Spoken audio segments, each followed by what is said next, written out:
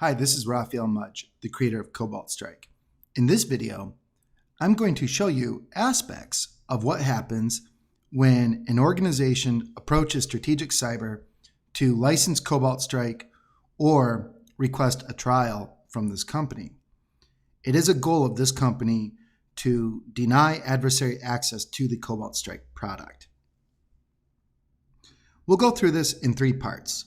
In the first part, we will walk through the corporate compliance and ethics document at Strategic Cyber.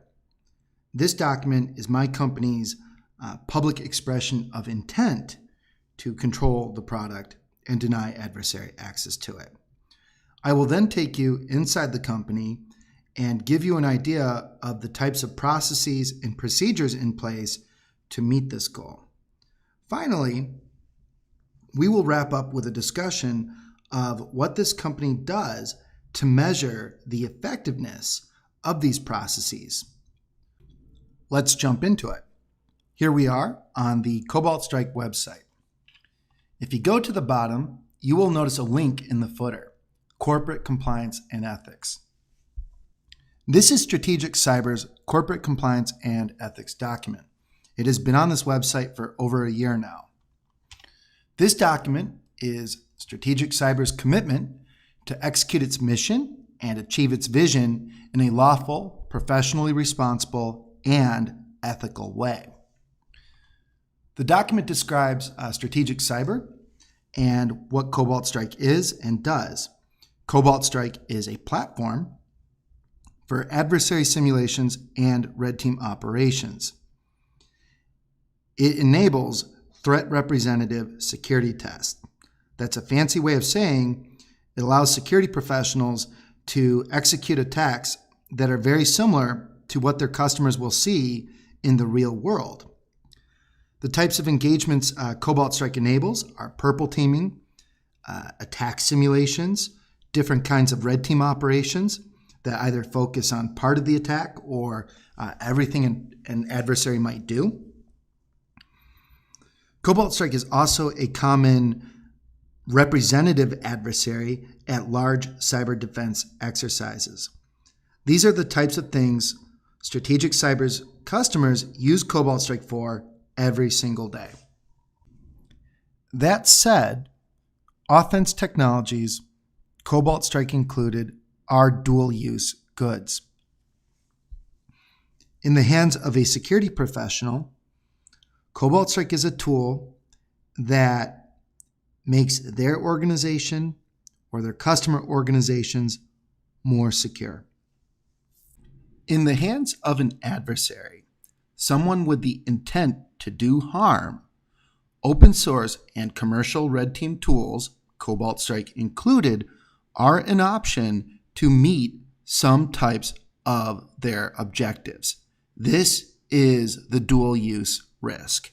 Managing this dual-use risk is a big part of what Strategic Cyber does. Remember, it is Strategic Cyber's goal to deny adversary access to the Cobalt Strike product. In this video, we're largely focused on the measures to limit who receives Cobalt Strike. The goal of these measures is to limit distribution of Cobalt Strike to security professionals who will use the product for ethical penetration testing purposes only. There are also measures to make Cobalt Strike less attractive to actors who would abuse it. Specifically, the licensed product is attributable. Payload files generated by the licensed product contain an identifier called a customer ID or authorization ID. This identifier maps back to an organization in Strategic Cyber's records. The trial product is severely degraded in its functionality. The intent here is that the licensed product is attributable and that the trial product is nearly useless in a real-world context. When I talk about product controls, I like to talk about export controls as well. The Cobalt Strike product is controlled by U.S. export laws. Strategic Cyber maintains a comprehensive program to comply with these laws. Let me explain what it means for a product to be controlled by U.S. export laws. The export control classification number for Cobalt Strike is 5D002C.1. This classification dictates the circumstances, countries, and types of end users to which Strategic Cyber may export Cobalt Strike. Right away, being controlled by U.S. export laws means there are left and right bounds on which organizations this company can work with.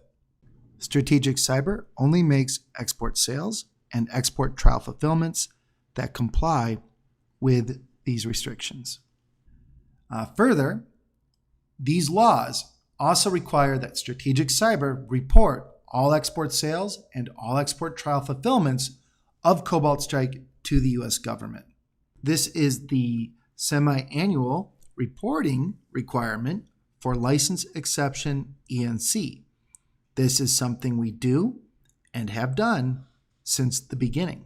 Compliance with U.S. export laws comes with a number of requirements, very specific to what we're talking about in this video. The compliance with U.S. export laws require that my company screen trial requests and orders for signs of subterfuge and other red flags. And this company also, on top of that, it performs a risk assessment on every trial request and order, which takes into consideration the end user's plausible use case and geographic location. So these are two sets of hurdles that every trial request and order need to clear before this company will turn the Cobalt Strike product over to them. With all this talk of authorization IDs and customer identifiers, you may wonder what this company does in response to record requests. Strategic Cyber is committed to cooperating with U.S. government law enforcement agencies and complying with valid legal process. When something along these lines comes in, the legal counsel here examines the request to make sure that it's compliant with the law and that it is not overly broad. As a general matter, non-public information about our customers will not be disclosed in response to a request from a third party except when we receive a subpoena, court order, or other valid legal process.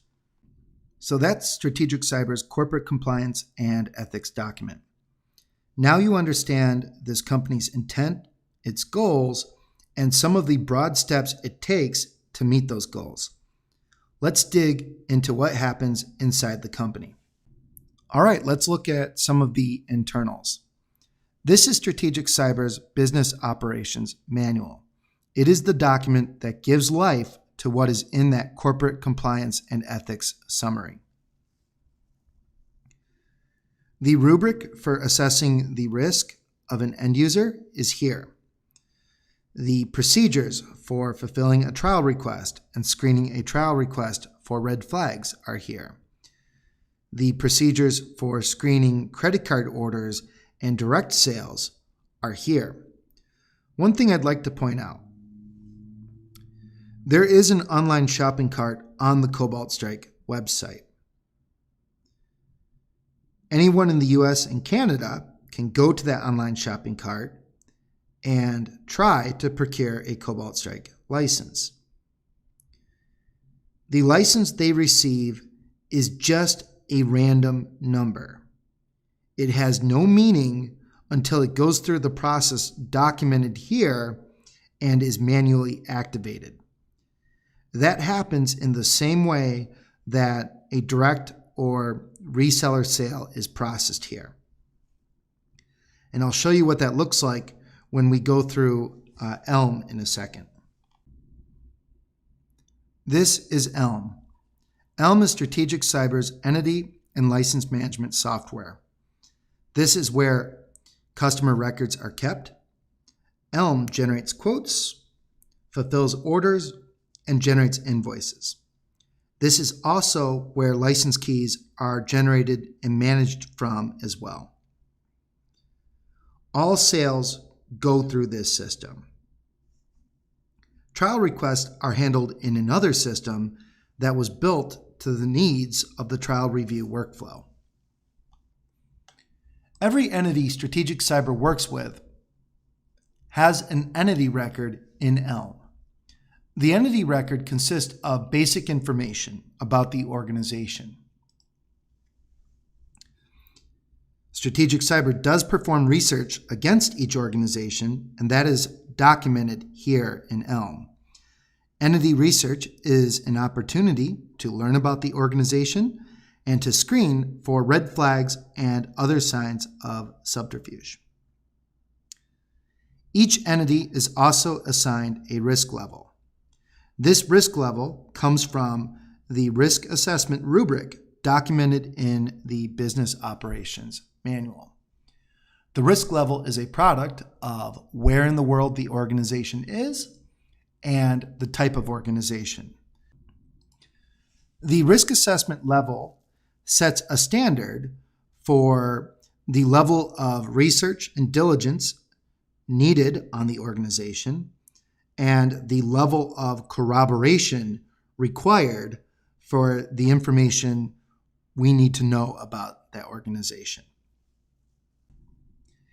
Each entity record gets a final status. That status is approved, meaning it's okay to do business with this organization so long as there are no red flags in the transaction itself. The deny record is this company's way of creating institutional knowledge about organizations that it will not and cannot do business with. And when entity research or risk assessment requires a lot of special thought or interesting facts come up, that is documented with the record in the notes section. So that's what it looks like to clear an entity in the sales process here. And again, I'd like to point out that clearing an entity is just one piece of clearing a transaction, because each transaction is screened for those red flags, signs of subterfuge. So that's Elm. Elm is Strategic Cyber's system to execute its sales process documented in the Business Operations Manual in a consistent way and to create a record documenting that those steps were followed. Strategic Cyber does monitor its logs for odd activity that deserves further investigation. The system that enables this is pivot analysis. Think of it as an SEIM that combines Strategic Cyber's logs and records. Here, I can resolve an authorization ID to a license key. I can review uses of a license key against Strategic Cyber's infrastructure, review activity for a given day, IP address, country, or run a number of pre-built queries against my logs and records. Let me show you what a log and indicator review looks like. This is a step often performed when screening a license renewal. Here, I'm going to input a license key that does not exist. But when we put this in, the pivot analysis system will come back with all the times someone somewhere tried to use this license key with my company's infrastructure. Some of these entries come up red. That means that that particular selector is something that deserves special attention. So that's a way of calling attention, saying, hey, look at this closer. But the pivot part of pivot analysis is here I see activity, right? Well, I can look at the source of all of this activity and review all of the interactions those sources have had with my company's infrastructure. This is a great tool to find odd or anomalous activity that deserves further investigation. And that's pivot analysis. Pivot analysis is another way Strategic Cyber works to meet the goals in its corporate compliance and ethics document.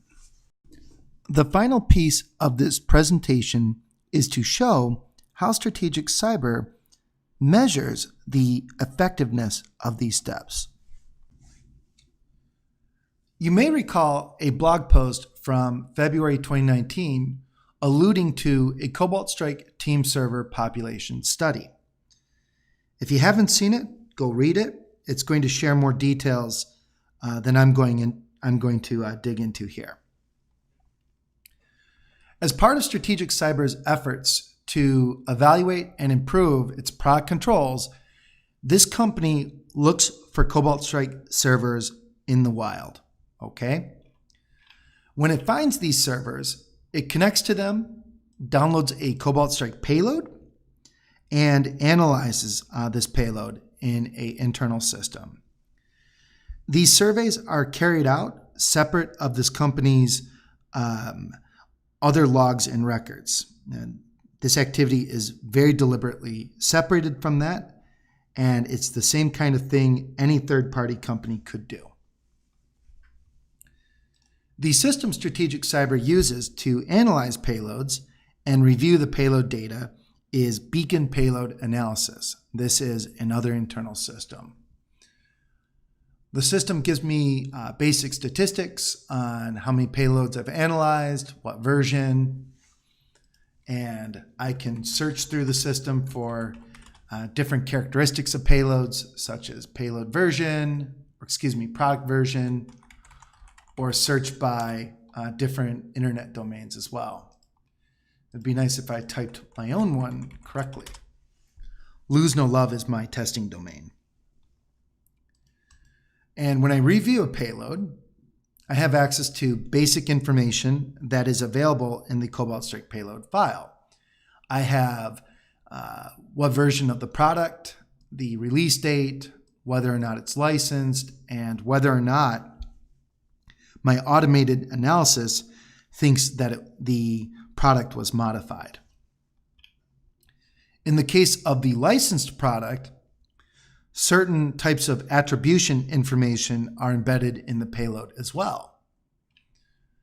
I also have access to the configuration information in the payload too. So this is the stuff that's inside the Cobalt Strike Beacon payload file. How do I use this to measure the effectiveness of these other control efforts? Well, the pivot analysis system is a consumer of the meta information from Beacon payload analysis. And so what I do is keep track of the number of payloads that I can attribute by product version. And the goal is the closer to 100% we are, the better controlled the product is. This is how my company internally keeps on top of these controls and measures and their effectiveness. So that's it. In this video, I walked you through Strategic Cyber's business operations. We started with the corporate compliance and ethics document. There, you learned about this company's goals and a summary of the programs in place to execute on those goals. I then showed you the software systems, types of records, and types of internal procedures in place to make good on the commitments in the corporate compliance and ethics document. I also showed you what this company does to measure the effectiveness of its control programs. Thank you for watching. I hope you've enjoyed the video. Good luck and happy hacking.